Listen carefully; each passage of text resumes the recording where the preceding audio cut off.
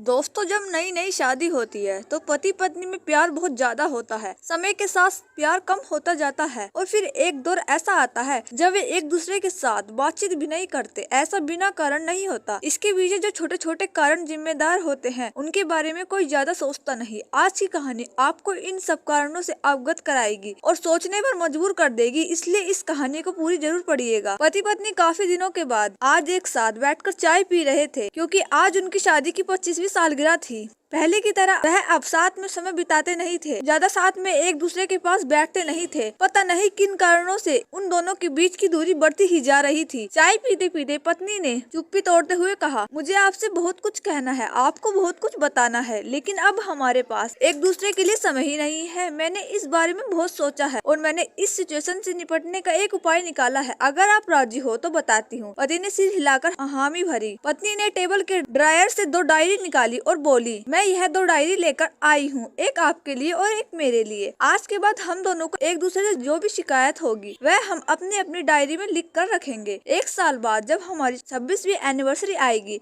तब हम उसे खोलकर पढ़ेंगे। तब हमें एक दूसरे की उन चीजों या आदतों के बारे में पता चलेगा जो हमें नहीं पसंद है और हम उन्हें सुधार पाएंगे या कोई उपाय कर पाएंगे। पति को भी पत्नी का आइडिया पसंद आया और उसी दिन से डायरी में लिखना शुरू हो गया। देखते ही देखते 1 वर्ष बीत गया और 26वीं एनिवर्सरी का दिन आ गया। पति पत्नी दोनों ही डाइनिंग टेबल पर बैठकर चाय पी रहे थे और पास में दोनों की अपनी अपनी डायरी रखी हुई थी जो उन्होंने एक दूसरे के साथ बदल दी। चाय खत्म करके पहले पति पत्नी की डायरी पढ़नी शुरू की। उस डायरी में काफी सारी शिकायतें थी, जैसे कि आज होटल में ले जाने के लिए वादा किया था लेकिन फिर भी नहीं लेकर गए।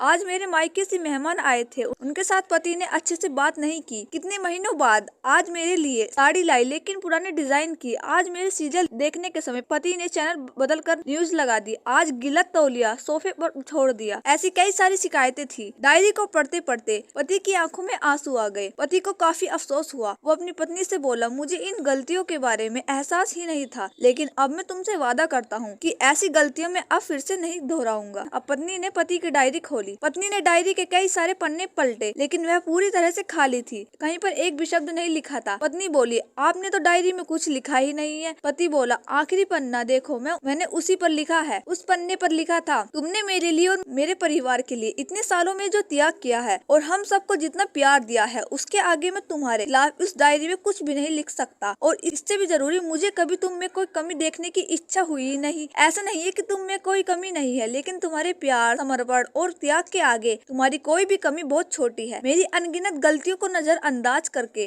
तुमने इस कठिन जीवन में मेरे साए की तरह साथ दिया है और हमेशा मेरे साथ खड़ी रही। तुम ही बताओ, कोई भी अपने ही साए में दोष निकाले तो निकाले कैसे। अब पत्नी की आंखें नम थी। पत्नी ने पति के हाथ से अपनी शिकायतों की डायरी ले ली और उसे जला दिया। पति पत्नी का रिश्ता एक दूसरे पर विश्वास पर टिका होता है और उसी से मजबूत होता है। उम्र के एक दौर में पति पत्नी को एक बात अच्छे से समझ लेनी चाहिए कि एक दूसरे में गलतियां और कमियां निकालने के बजाय अगर यह याद रखा जाए कि उसके साथी ने उसके लिए कितना त्याग किया है, तो इससे उनका रिश्ता और भी ज्यादा मजबूत ही होगा। दोस्तों, छोटी सी इस कहानी को लिखने के पीछे मेरा प्रयास है कि इन दिनों पति पत्नी में बढ़ते जा रही दूरियों कम हो सके और खासकर गलत फहमियों की वजह से या सिर्फ बात न करने की वजह से बढ़ती जा रही दूरियों को आराम से शांति से बैठकर बात करके कम किया जा सकता है या खत्म भी किया जा सकता है। दोस्तों, इस छोटी सी कहानी से आपको क्या सीख मिलती है, हमें कमेंट में जरूर बताओ और ऐसी इंटरेस्टिंग कहानियों के लिए चैनल को सब्सक्राइब करना न भूले। थैंक यू दोस्तों।